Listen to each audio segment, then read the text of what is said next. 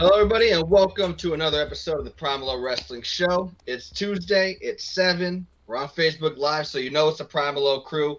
Rich Lopez in the long sleeve outfit, pink hat.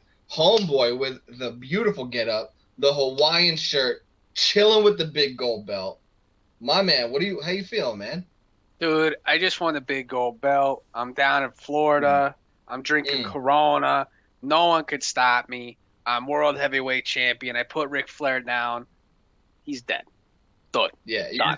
do you have your name etched on the big gold belt plate or what? Not yet. No, You're but just waiting for the office.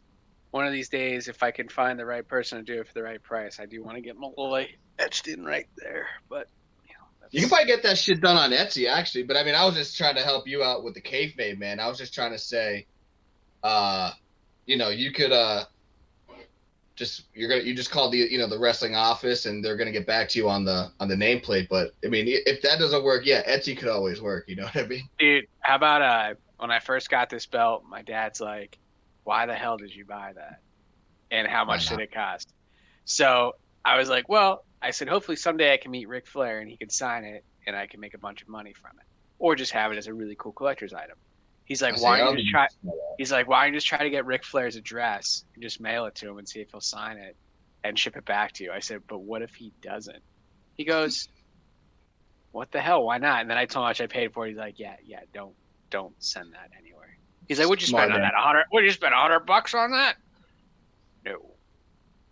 Yeah, you didn't get that shit at Toys R Us. That's all you had to say. No. Or what was the other KB Toys? You didn't get it there either. So, but Yeah. Yeah, he's like, just send it down there. Find his address. He goes, what the hell? What, did you lose $100? I was like, no, no. dude, if it was $100, I would have bought about 6 titles by now. I'd have But every title, and it wouldn't be my wife's mirror behind me or like a TV. It would she just be a stack of belts. That's all it would be.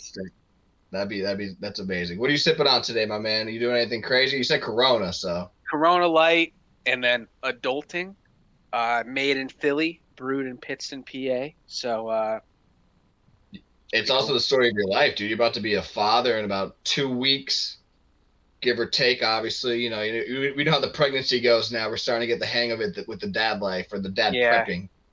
the So prepping I think is there for me. yeah, Just gotta get ready for the dad part. How you yeah. doing making out being a dad and all? Doing good, man. I mean, I ain't gonna lie to you. Christine probably does about 70-30 because she's still on the maternity leave for another Yeah. 2 weeks. But yeah, I mean, otherwise than that, I mean, I said the baby's doing the 3 S's right now, so that's always great. She's doing the sleeping, the slurping, the bottles, and the shitting. As long as we're getting those on a regular, consistent basis, day to day, happy baby, baby. When that happy baby means happy wife means happy life. Like real That's how. real question though with dad talk, and then we can bust into our show and see what you and Steve are drinking. How Yeah. long did it take for you? Now, one, I've never touched a baby before, hold a baby before, dealt with a child before. You had a Okay. sister who was close to you in age. Have you ever Not close changed a to me. poopy? You no, I mean she's not close to you in age, so Oh, that's what I okay. meant to say. Like you were, My bad. so like Sam, like she has her sister's the same age, split apart as you and your sister Samantha are split apart. Were you changing? You ever changed a diaper before this, or is this like a first time for you? This is definitely the first time for me, unless I did my nieces once. But if I were to put like a stack of money on the table as if I did or not, I would say I didn't. So I'm gonna say this was the first. Dude, it's crazy how you just instinctively just do it. Just wipe it It, all it up and just get the hell out of yeah, there. it's weird. You got that girl, so you gotta go front to back. Just remember that. You know what I Yeah, mean? well, yeah, Uh, you should do front to back too if you're a guy, because you don't want that shit on your balls either. But well, I mean, you just got really graphic. I'm just saying, I mean, it could be front to back on both, but I'm just saying, making sure you put that in your head. I don't want you to be, back to front because it's probably easier for a baby at that age. So, just yeah, front to back, front to back, front to back. It's gonna be 2 to 3 ounces first couple weeks, and then sleeping probably every when she doesn't want to eat essentially. So it's simple. You'll get it, dude. You're a smart dude. We got all the faith in I you was, here at the hold them by their audience legs has and just faith hit them in with the you. hose. Dude, I mean, if you're outside, you're going to have the baby. Kenji's going to be born in the summertime. If that's easier, just make sure it's not ice cold. If it's a little, lukewarm, bang, you're good. You can do a little hose. Just make sure it's on that soft sprinkle. So, Make sure you have no neighbors so, you don't get arrested. my neighbor would be like, Tom, what are you doing? I'm just watering the kid. Isn't that how it grows? Yeah. Just say you're fertilizing your grass, dude, because I'm sure it's going to roll off the baby into the grass. So, that's the way to go, dude. That's definitely the way to go. But, dude, you'll be fine, honestly. You and Sam will be fine. You guys are smart people, intelligent people, caring people. As long as you are pretty much those characteristics, you're going to be great, dude. Because it's crazy. Like I told you, when the baby was born, like we were talking about house stuff. Baby was born. We just kind of started getting our grips with like talking about like what to do around the house again. Like baby's about to be 8 weeks tomorrow, so it's just crazy how it works. But You need help with house stuff, man. I got you because I got a little bit of knowledge now, but not a lot. But yeah, well, I'm gonna give you some time with the baby. I mean, don't worry about helping me. I mean, once the baby's like 3 or 4 months, yeah, we can get back to it. You know what I mean? So we'll see what happens. But Steve, what are you sipping on, man? You doing anything? I know it's usually that Margarita Tuesday. Is it usually or no? Tequila Tuesday, gentlemen, with a beer That's what it chaser, is. with a Bud Light chaser. Oh man, yeah, buddy. you trying to see Pluto tonight, huh? You got your show tonight? Oh yes, sir. There you go. DGen X after the show on losetheradio.com. And just real quick, I can, if you want that belt laser engraved, I got a guy lives in your area, in the Milford area, he does gun coating and laser engraving. Yeah, dude. If you want to shoot me his message information on Facebook, I'll hit him up. Will do. Bro, look at that. Small effing world, baby. That's awesome. Steve, you're a gem. And you're also the backbone of the show. So you're making us look and sound good. I always forgot to say that. Robert Price, always with us. And then yeah, I think I did all the introductions, right? I'm sipping on the Arnold Palmer, folks, the Spike Lemonado. It's pretty good. Yeah, it's pretty good. But anyway, so let's get into the wrestling. Last week we were off. 2 weeks ago, we discussed that we were going to cover the 1993 King of the Ring. We're also brought back the 10 Things segment where we have 10 things we want to talk about a particular wrestler. I gave Malloy Kurt Angle for some reason. I don't know what. I thought maybe he was mad at me the day that I asked him, but he gave me Daniel Bryan. It actually didn't turn out too bad. So thank you, Thomas. It broadened my horizons on Daniel Bryan. But yeah, so we're going to be talking about those. If you guys want to, leave anything in the comments that you want us to talk about, feel free. We're on Facebook, Twitter, Instagram, at PML Show. And then if you guys want to listen to us on Spotify, we're there on Wednesday mornings, at PML Show. You can probably search that way, or PML Wrestling Show. And then we're on YouTube on Thursday mornings. Again, PML Wrestling Show. So that's all to say to begin officially with the show. Homeboy, we're just going to get right into it right now, right? With King of the Ring. Hell 1993. Yeah. This is literally the transition from the hottest era of all time up to date, the golden era, pretty much the generation that put many generations on the map, with fathers telling their children, the children telling their other children how to watch wrestling. So we're going from that golden era transition to the new generation era, which, again, this is probably like 4 months into this era, so it's very fresh. You can definitely tell by the production, by the wrestling. But it's the King of the Ring tournament. This is the very first pay-per-view that they stopped. This is the first time they put a pay-per-view in between WrestleMania and SummerSlam. This is the first time in 1993 where they made the fifth pay-per-view, the King of the Ring tournament style. We did cover WrestleMania 4 in the archive, well, in our archives, where we kind of remade the tournament, gave our thoughts on the tournament. This is the tournament-based pay-per-view. Also, the first time since WrestleMania 4. What did you think of King of the Ring 93 overall? Dude, King of the Ring 93 overall wasn't bad for the first, King of the Ring. Yeah. I'm happy a reputable person won it. I think it was still a little bit overshadowed with the Hogan Yokozuna match. Whatever. I think that's how it's always going to be. Personally, I wish they kind of just kept the title off the card and just kind of just made it a tournament, because especially at that time it was very gimmick oriented. It was still looked at as like, fierce competition.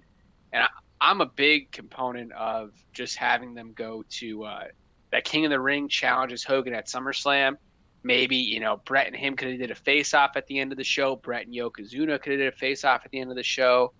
And then, maybe there was a title change, going into SummerSlam at some other point on a Raw, or because Raw was around this 93. So Yeah, summer 93. It's 4 months into the Raw thing, which is the first time it's live television. Quotes on that, so. Yeah, so I mean, even like the first Raw was what, July of 93 or June of 93? First Raw was in January of 93. Okay, I was completely wrong. That makes sense. Yeah. Instead of 1 year off, you're 4 months off, dude. Yeah, Stick to your reputation, dude. 1 year off. At least I didn't say January 92. And the only reason I remember it's 93 is because that's the year I was born. So I have not been. You've been around longer than Monday Night Raw. That's something you're gonna tell your kids someday, and she's gonna be like, "What?" Yeah, she's gonna be like, "What the hell's Monday Night Raw? I don't watch wrestling." I'm like, "You don't? Excuse me? You have a problem." Well, we're gonna go in the living room, and we're not gonna leave until you watch all this stuff. Till you watch every Monday Night Raw of all ever, all 2,000 episodes at that point, probably. Yeah. So. Regardless, I think they could have had the title at, on a Monday Night Raw or something. I think it could have really hyped up that show and, did a good show in a SummerSlam. Hogan gets a title, whatever it is to get there. But overall, good show, good matches. I think it was comparable to the WrestleMania tournament. I mean, I don't know. What do you think? I'm a big proponent, which is why I texted you asking what the hell you were doing when you texted me the matches. Essentially, but then I figured it out. I'm a big proponent of an 8-man tournament over 14. Jim Ross always had a good quote after the Rumble. If you remember in 2011, the Royal Rumble went from 30 to 40 for 1 year for some reason. And he's like, it's just like adding more vanilla. You all right? Yeah, I'm good, dude. I was just choking on some beer. I didn't even hear you breathe after that. Got me so scared. I put the mute button on. I'm like, hit the mute button, hit the mute button. Oh, I was like, I'm in the burping phase, dude. I'll drive over to Laughlin, dude. About 20 minutes out. I can go burp you if you need. But so he had a good quote. It's like adding more vanilla to vanilla pudding. It's just gonna overtake the concept. So I always thought 14 was a little too much. I'm a big proponent of 8. I'm a sports fan, so I'm also gonna go on record and say 8 teams need to be in the college football playoff as well. So that's a side note. But back to this. I think 8 people is perfect for a tournament because there's no buys. You could always do stuff with, double DQ, double count out to if you want to, quicken the results, if that makes any sense, which we got actually on the show with Tatanka and Lex Luger. But it's also, I think it's a way that if you want somebody to win, I mean, I guess they kind of did it too with Savage. Well, no, Savage has 4 matches. But I think 3 matches is the perfect way to win a tournament. I think 4 is a little too much. I think it's seeing the wrestler a little too many times. Like Bret, you see him here 4 times. I think it's perfect. You know what I mean? It's not oversaturated. So I'm a big proponent of 8. I think 14 is too much. So let me ask you, before we go down, I know you guys see the results on the screen now, but I want to ask you, why did you decide 14 over 8? Because the actual show has 8. I have 8 in mind, and it looks like you decided to do the 14 similar to WrestleMania 4. So I really like that because like the whole WrestleMania show was kind of just tailored to that tournament, who was going to be champion, besides some random single matches that were involved that you actually didn't know were a part of the tournament or not. I think that's true. Like I think we talked about that, and I did explain that. I think just better explanation would have been better from the announcers or just whoever. But I think that the whole show should really just be dedicated to it, and you could have all these matches, and it would take up the time of the pay-per-view about 2 hours, and you really just see like 2 matches that were on my card, prospectively, is that just it's a world title match. I mean, hey, if you got Hogan, you got to use him, and then put the tag teams in there, and I think even just having, because Ted DiBiase in there to allude to the WrestleMania 4, like he lost then, but he's going to come back and win the first King of the Ring. I think that's why I chose to put him in that tournament versus just put him in a tag team with the IRS. I think there was a lot of people that could have been used better. Even like Shawn Michaels with his Intercontinental title match. That was an okay match. I digged it. I was cool with it. But at the same point in time, it's like, imagine if he was in the tournament for King of the Ring.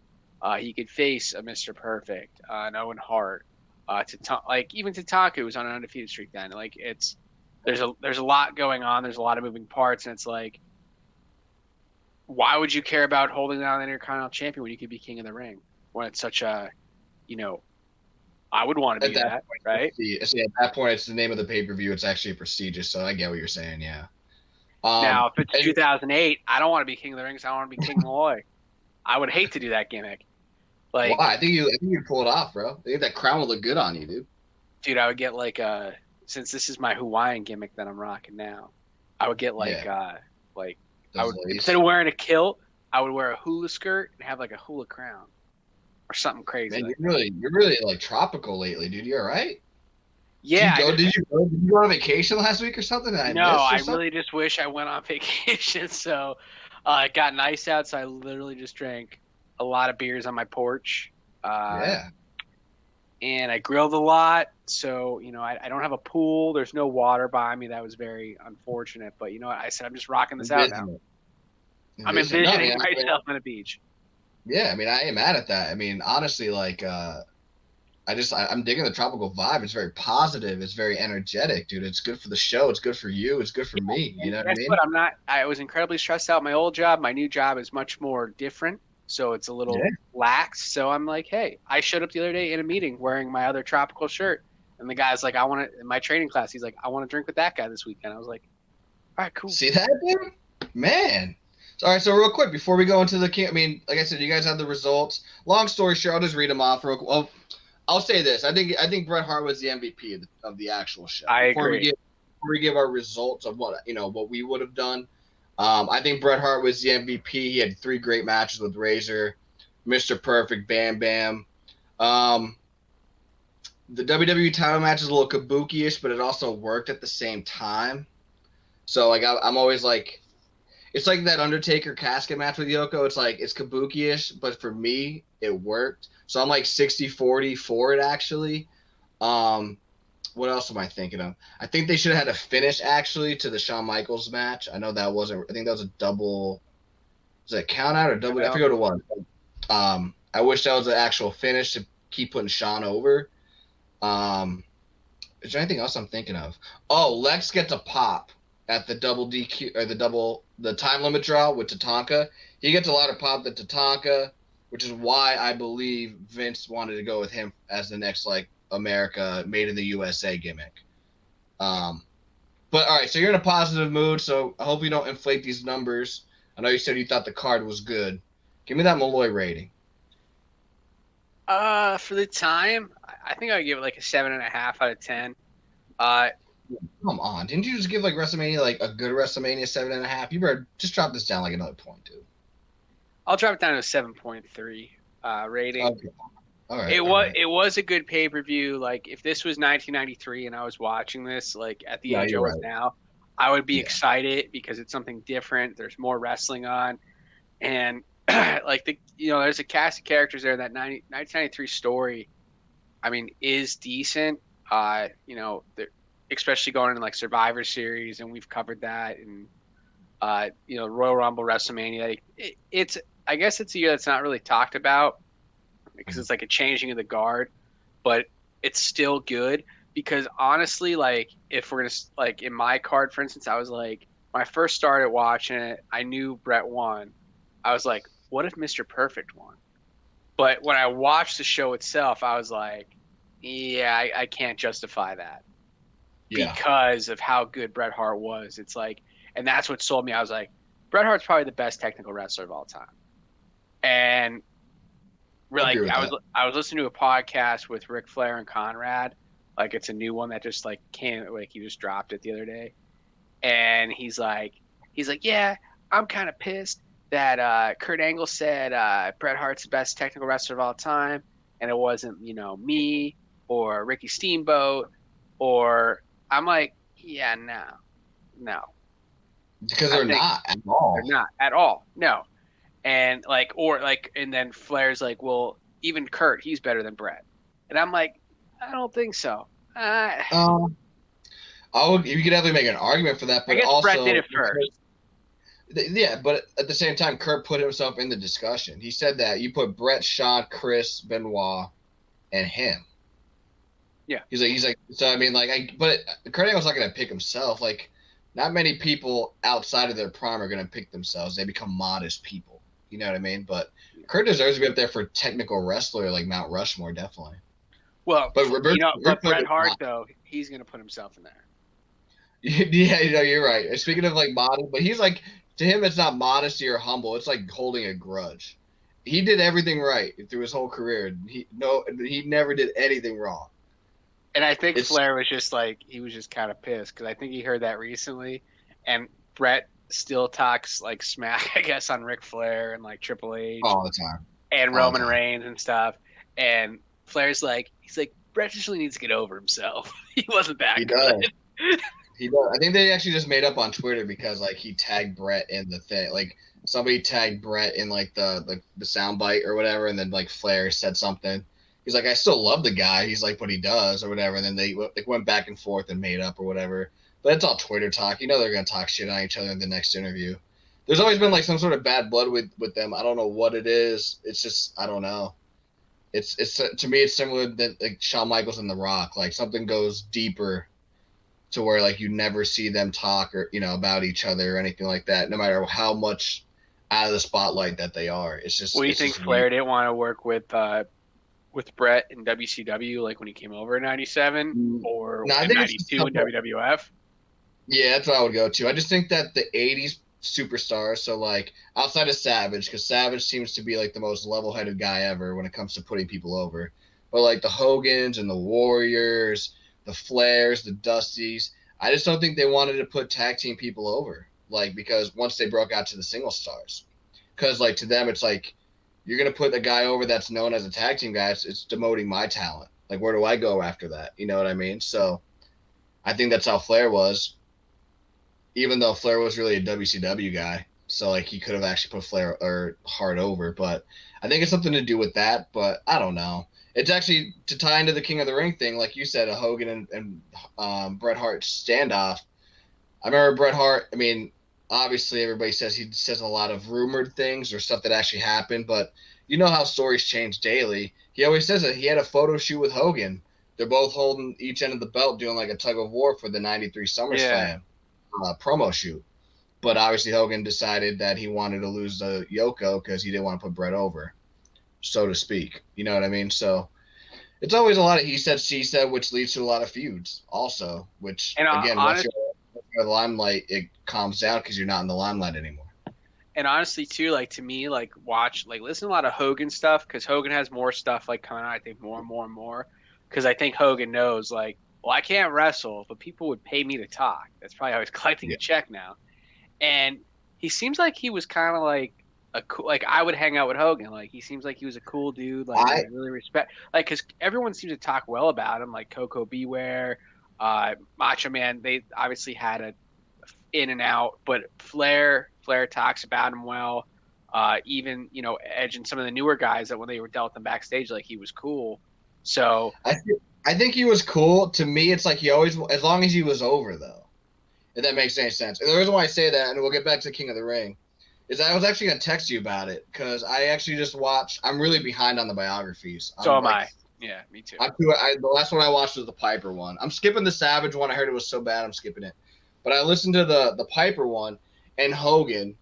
That's the thing too. He says a lot of this stuff where a lot of, unfortunately, because of his generation, like they're not really around to kind of defend themselves.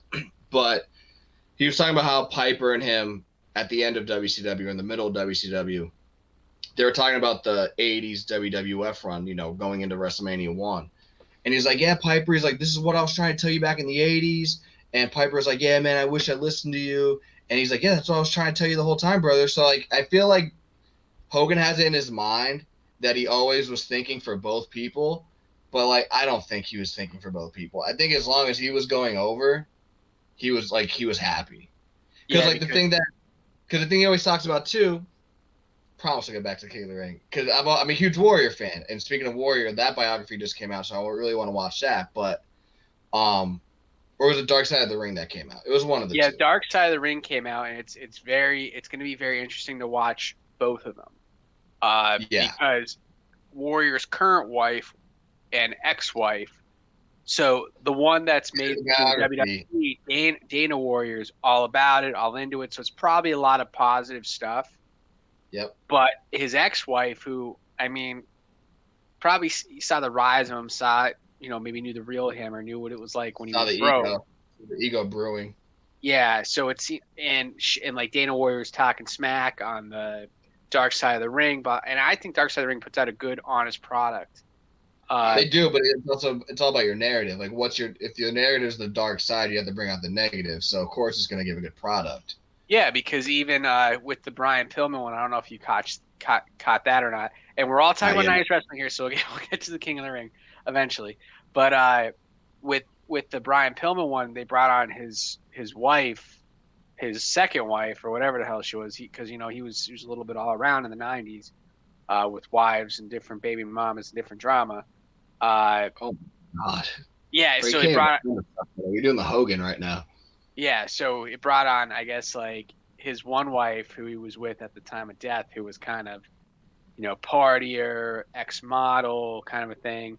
And then I guess like Pillman's other wife shot herself in the head, it's a crazy story. But it's like, it was kind of cool to see like where his kid's perspective was coming from. And then that's like cool. her perspective. That's why like I hope it's because I like the Ultimate Warrior. I respect the Ultimate Warrior. He's one of my favorite wrestlers, definitely in my top 10. I just hope I didn't see the Dark Side of the Ring one yet. I hope one's just not let's shit on this guy. I saw the clip of it on Instagram. It's just pure shit, like absolute pure dog shit. So I was like, hopefully at the end they interview Dana Warrior. But if based on what you said, I have to definitely watch it because I got to see if she's in it. She said she has no part in smut. That was her. That was her tweet. Yeah. So I think it'll be interesting to watch the Dark Side of the Ring, then watch the A&E series, and then kind of you as the viewer be like, okay, I get it. Yeah. No, 100%. And that's the thing overall. I mean, I know we just went like in 3 loops, but it just brought me to Hogan because I just feel like Hogan, he was always about putting people over as long as in the end he put himself over. Like I just brought up the Hogan must pose, right? Story. Yeah, exactly. The Piper story. He always brings up that WrestleMania 6 story where, I'll put Warrior over, but, I'll hand him the belt, pretend like I'm leaving like a good guy, and then I'll, cheap shot him, and then I'll become Hollywood Hulk Hogan. It's like, okay, but you're putting yourself over. Like, you're the closing act of WrestleMania 6, and you just lost the match. Like, you're always trying to put yourself over. So, yeah, it's good business, but you could do that like you could do that on like a Saturday night's main event. You don't want to do that at WrestleMania. Do you know what I mean? Like, so I just feel like he's always telling the stories where like there was no bad blood with people when you knew Piper had something with him, you knew Savage had something with him. I think him and Flair back in the day had something with him, but now obviously because they're not making any money, consistently that they're all buddy because now since they're buddy, that's where the money would be when they're together. You know what I mean? So. Well, yeah, when you even look at the Dusty and Ric Flair. Yeah, exactly. It's Triple H and Rock, or Triple H and Austin, Triple H and Jericho, Triple H and Angle. Like if you notice, it's like, oh yeah, Triple H reached out to me to come back. You think Triple H would have told you to come back when he was on top in 2001? No, because that's an extra competitor. So it's just the way. It's just evolution. You know what I mean? You all grow old. You learn from your mistakes. You rekindle the relationships. I won't even say friendships. So, but yeah, so we'll go back to King of the Ring. You gave it a 7.3. The one thing I wanted to note too, is that the attendance, dude, was 6,500. In 1993, dude, if we had the arena here in Wilkes-Barre, we could have housed like a WrestleMania, dude. I saw WrestleMania 15 on VHS, rented it from Blockbuster, and I was hopeful at that point in time in my life that a WrestleMania would come to the First Union Arena. Never happened. Yeah. I thought Wilkes-Barre was a prime spot. The prime spot. And we were deeply wrong. But let's go into the remake portion now. I think we're starting off with mine. I forget the order I told Steve, and I told him I didn't want to screw him over. I think I messed myself up. I think it's me. Yeah. So I went with the 8. And I know when we did WrestleMania 4, we were in the same boat. If you're a 4-year-old kid watching a 4-hour show, you should think that every singles match is pretty much a tournament match, right? So for some reason, maybe because I thought it was the first pay-per-view and you kind of behind the tournament want to have a good backbone of it, I put, the IC title separately and I put the WWE title separately because, like you said, you kind of want to combine everything. But if Hogan is the champion going into this, you kind of want to use Hogan for as much of a buy rate as possible because apparently your 6,500 attendance is absolute dog shit. So got to utilize as much as possible. So Where I was think this because of, event at? huh? Where was this event at? Dayton, Ohio, the heartland of America. If you, I don't know if you watch this with the volume on, but if you ever want to watch it together, and you want to buy a bottle of whatever your favorite whiskey, liquor, vodka, whatever it is, I'll do the same. And we take a shot for every single time they say the heartland of America. We are not making it past the first round of the tournament, dude. I mean, They I'm say it down all. for that. You're down for that with as long as we're gonna have a babysitter, we're down for that for the Yes. babies and us. But so yeah, Dayton, Ohio, Heartland of America. So let me pull up my graphic here so I don't mess it up. Where we at? So yeah, I went with the 8. I did the WWE title and the IC title separately, but I'm definitely on board with what you were saying. If you're a kid in the crowd that's like 6 or 7, you're thinking every match is a part of the tournament. So and it's also different from you to provide another aspect of the show. So I have Bret as the number 1 contender, though. I have Hogan completely off the card. If you're gonna do a new generation and you want to keep maybe one old timer, you're keeping Savage because he wants to put people over. I'm not bringing Hogan in. That makes no sense to me, even at WrestleMania 9. So I'm having Hart versus Yoko. Let him get his rematch. I would have Yoko as the champion. So that being said, I have Mr. Perfect, Owen Hart, who was a part of the dark match. He was the U.S. WA heavyweight title match against Papa Shango. I have the winner of that becoming the new champion and also being thrown into the King of the Ring tournament. That's the way I would have done it. So I got Mr. Perfect versus the new USWA champion, Owen Hart. I have Tatanka versus Bigelow. I have Hacksaw versus Luger. I guess that's another old timer that was willing to put people over. Razor Ramon and Randy Savage. So those are my 8. And I kind of took the perfect role for what Bret Hart did. I'm trying to give him his 3 great workers to the finals and including the win because I have Mr. Perfect winning. So I have him beating Owen Hart. I have Bigelow beating Tatanka, so I have him beating Bigelow, a great big guy. I have Luger beating Hacksaw. I have Razor and Savage. I think that's a great match for mid card, but I have that going to a time limit draw, so nobody gets hurt by that booking. Lex Luger goes to the finals. I got Perfect winning in a good match. And then that could also be the finality of the narcissist. Like he loses the King of the Ring finals. He's no longer the narcissist. He's changed his ways. And then you could do that little Made in the USA gimmick that you ended up doing. Other matches on the show. Again, the title match. I got Yoko versus Bret. I got Bret winning. And the reason why I have that is because I have the mindset of you. I have Perfect winning the tournament to get a title opportunity that he never really got in 3 years. At SummerSlam 93 against Bret Hart, which also means the rematch from their historical match at SummerSlam 91. So it's just 2 years later. I got the Intercontinental title match. I kind of kept that the same. Actually, I forgot. I just kept all the other matches the same. I couldn't think of I really didn't want to use Crush, but I didn't know who else to use. So, yeah, I went with HBK and Crush. Like I said, I would have a final finish to that. Shawn Michaels winning. 8-man tag. Oh, I just typo here. 8-man tag, but it's actually just a tag team match. Money Inc. versus the Steiner brothers. I don't know what happened. Non-title match. We'll do non-title match, and then the dark match: Papa Shango versus Owen Hart. So apologies for that typo with the tag match, but yeah, I mean, I think I'll just do Mr. Perfect filling in for the Bret Hart role and going into SummerSlam 93, Perfect versus Bret Hart. Even have Perfect a little heel because I think the best Mr. Perfect is a heel Mr. Perfect. So it's the way I go. And then what you do with Yokozuna from there, I don't really know. You can maybe do Yoko versus Undertaker, push that feud up a little earlier. So that's all I pretty much got. Dude, I really like your car. I like how that like how you build to the world championship match, like at SummerSlam. Yeah. Because, like grooming of talent is something I think that's missed a lot of the time. Like, 291, we see Perfect versus Bret Hart SummerSlam for the Intercontinental title. Then 2 years later, you see them challenging for the World Heavyweight title. That's something one we never saw for Perfect. And Yeah. that I didn't think of that because I was like, man, it would be great if Mr. Perfect won this because like that would add like, so much to his heel persona if he's not only he's the perfect wrestler, right? So Yeah. it's cool if they actually were able to do that somehow. And then because like you saw that with Rock and Triple H, they were able to do that.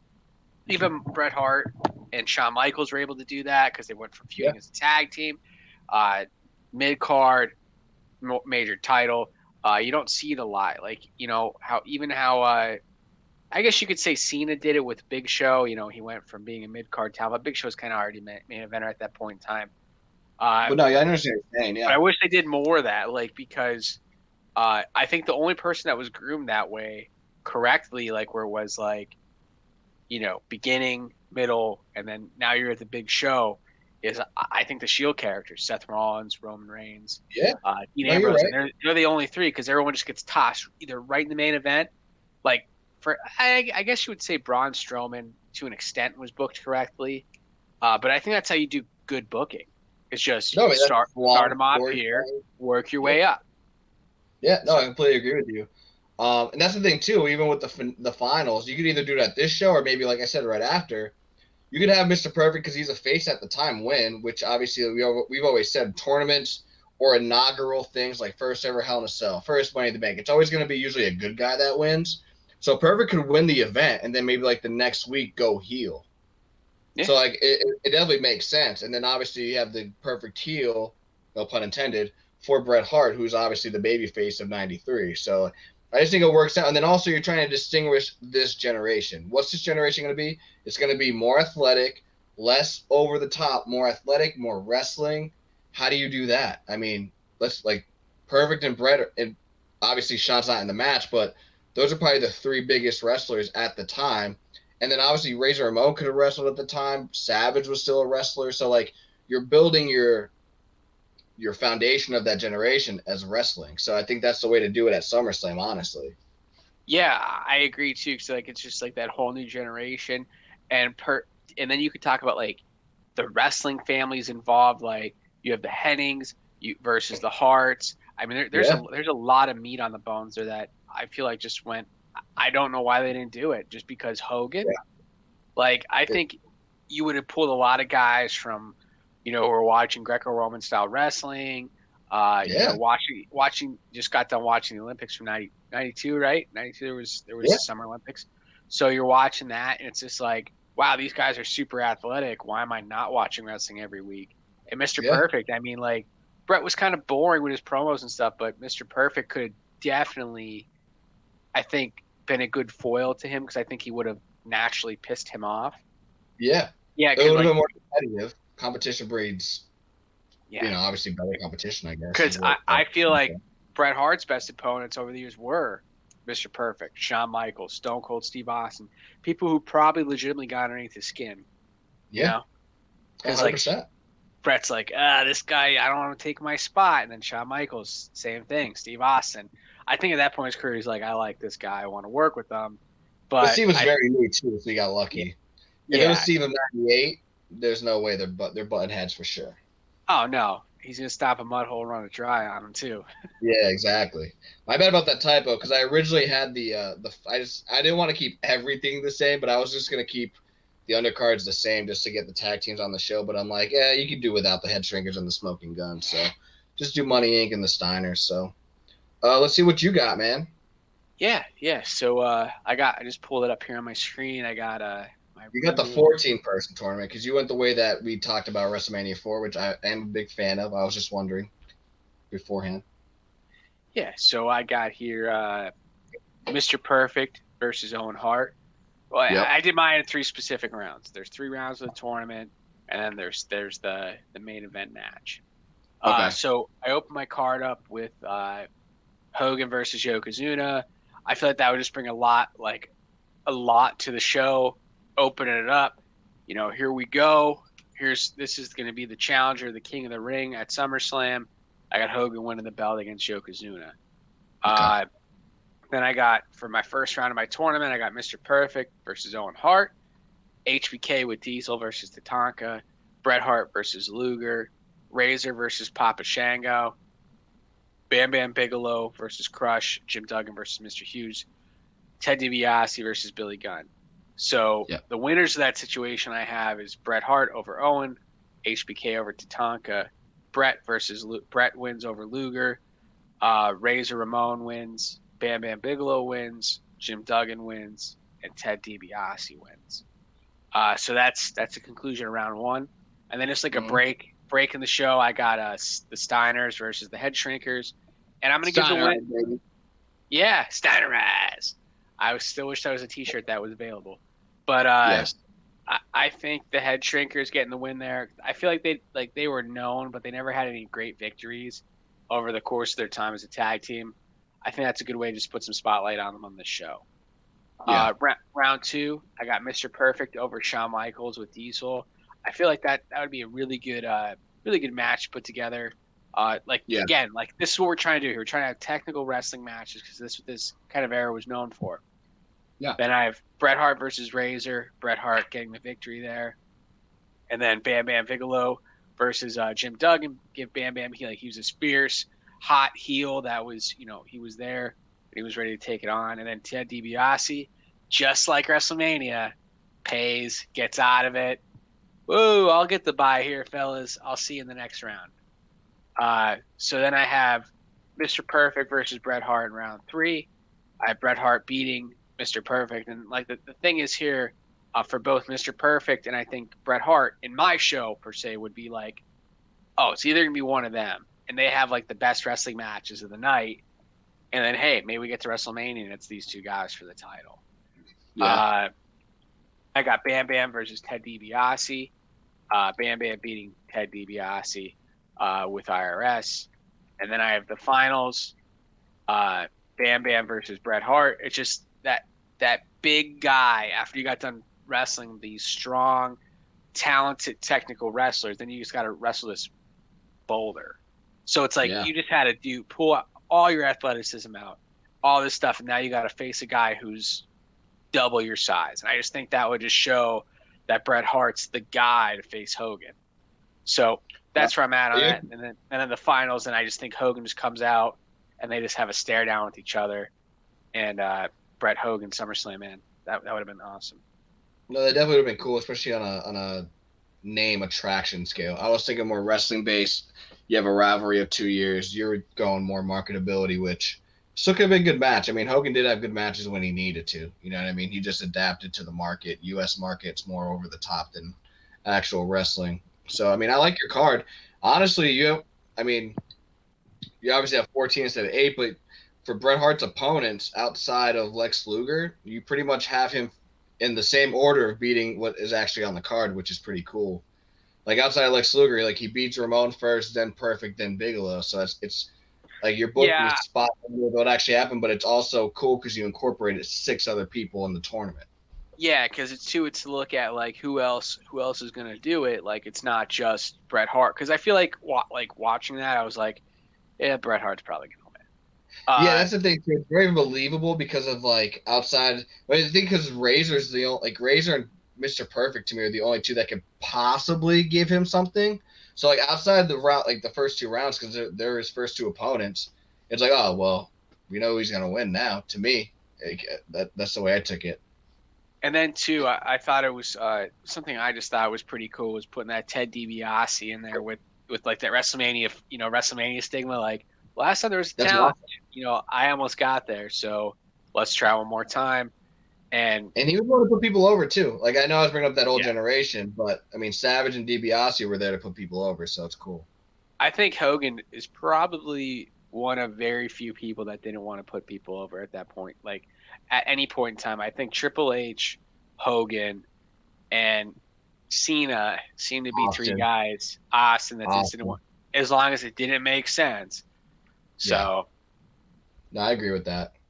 Question: I mean, we have a couple people. Question, because I've been listening to Jeff Jarrett's show a lot lately with Conrad. Do My you World? think? Yeah, Slat Nuts. Do you think that Jarrett should have been in a program with Austin? Oh, it's hard to say. Like, a lot of dead space. It depends when. Like, I know they were supposed to have one in the beginning of '98. Yeah. That's what I heard. It was either the beginning of '98 or summer of '99.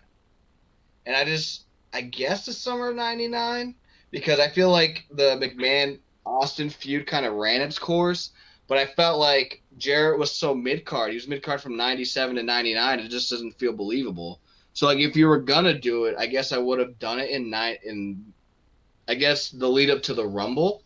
So I guess in '98, because Austin wasn't a bona fide main eventer yet. So like he was right above the mid card, but right below the main event, and you can get away with that with Jarrett because he was there for so many years. So I guess I would have done it in '98. I would have rather seen him not come in and face, because that's the thing. Like, oh, Austin don't want to do business with him. Well, I wouldn't want to do business with Jeff Jarrett either, because unfortunately he's not on their level at that point in time. But Yeah. I would have liked to see Jeff Jarrett come in 2001 or 2002 or 2003 and feud with Triple H. That's different. That makes sense. Even their wrestling style is similar, so I think that would have been a better match. I just don't see Jarrett and Austin meshing. Yeah. Just like I don't see Hogan and Austin meshing. As much as I would like, I'd rather see that match. But yeah, but I did hear that. But I also heard it's because it dates back to like the early '90s in Memphis, where Austin was working and he got shorted a couple paydays. So, hey, that's what happens, man. You don't know what's going to happen down the road, and you get screwed over, and then you ended up losing big bucks. Even though it might not have been Jarrett's fault, that's the only thing I can say. It's like it was his dad's fault, probably. Was Jeff behind it or what? Like if he was behind it, I get it. But if he wasn't, that's some shitty luck, bro. I just wanted to ask your thoughts on that, because I've been listening to that podcast pretty heavy, and it ties into where we are. Yeah, I listened to a couple of YouTube clips, and it seems pretty legit. Like I know he talked about the holdout. Was it No Mercy '99? So it's pretty good. I mean, that's good. Conrad's he's smart, man. He's able to revolve, like a revolving door of people. Like, all right, Bruce can't do it anymore. Jeff can do it, and he's been in multiple organizations, so he's very, very smart. But let's talk about two wrestlers that I think put people over. I know my guy did. Daniel Bryan, he definitely did that the last year and a half of his contract, even though it just expired. I would say Kurt Angle put people over. He put Guerrero over. He's put Shawn Michaels he put over. He obviously went over on Shawn. Put The Rock and Austin over because it was the hottest time in wrestling, Kurt Angle. So the 10 Things segment, which you brought up last week, we did, or 2 weeks ago. I keep saying last week, 2 weeks ago. Batista and Orton. We liked it. I think we kind of found a hole in it, or, I should say knocked it down to where we know what we're talking about. So we got 2 pay-per-views, 2 rivalries, 1 favorite moment, 2 title wins, 3 matches. And I was going to say 2 weeks ago we decided to do no WrestleMania matches to watch, but you broke that code. So, yeah. You were living way too positive, bro. Living way too positive. You're like, screw it, bro. I'm breaking the code. I'm breaking the written law that I had with my Primalo fellow, Rich Lopez. I'm over here trying to think of non-WrestleMania. Obviously, I would have put WrestleMania 30 in. But you're like, nah, screw that. I'm going to make him look like a jackass. I'm going to put WrestleMania in and not Rich. I got 3 WrestleManias in there. Jesus. No. You could do You could do pay-per-view like MVPs and title wins. But, like, to have people actually watch the matches, I felt like we were trying to do, like, underrated matches. Yeah. Not underrated per se, but, like, we cover WrestleMania a lot. So we figured, let's not have them watch a WrestleMania match. We figured, like, with the coverage that WWE does and the coverage that we do, like, we talk about WrestleMania a lot, so we could avoid it. But all that to say, you picked a good WrestleMania match. So, I mean, bravo. Do you want to go first since this is your segment? I think we got Kurt Angle going first.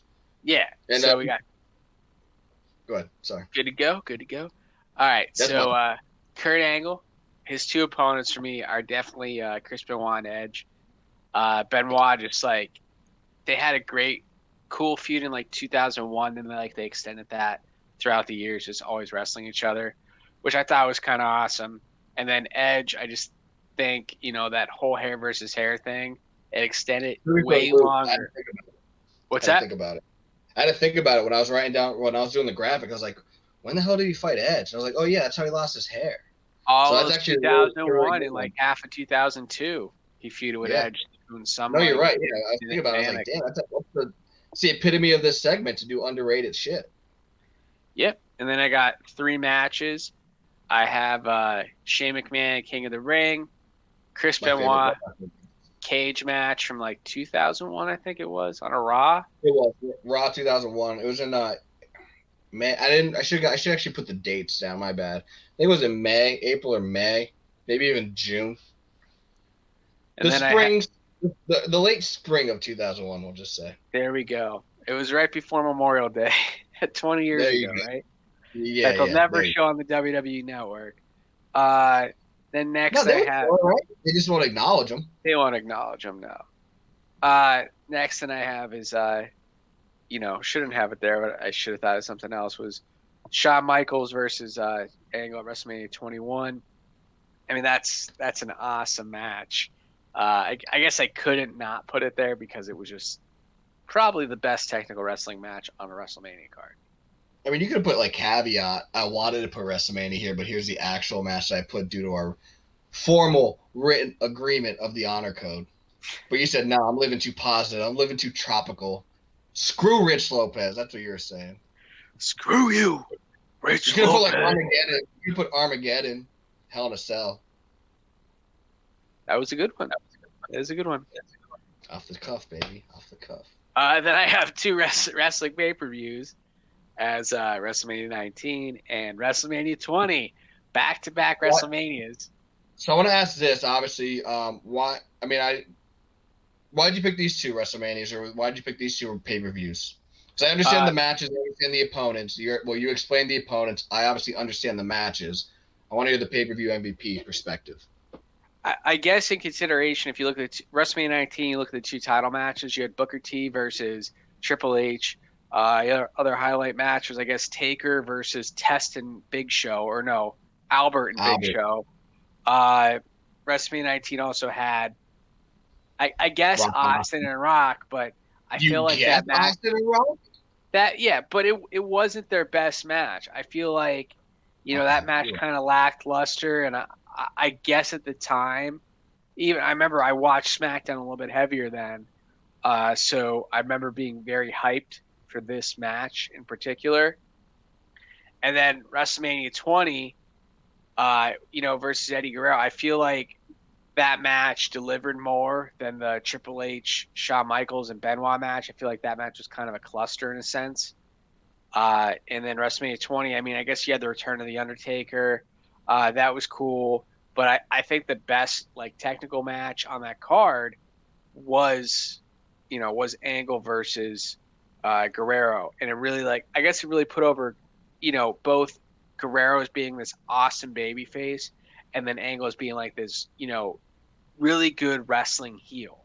You don't like why do you like this guy? He claims to be this best wrestler, but he shows you that he is one of the best wrestlers. Yeah. So, no, I agree with that. So I guess that's what I'm giving him MVP at. And then I got his 2 title wins.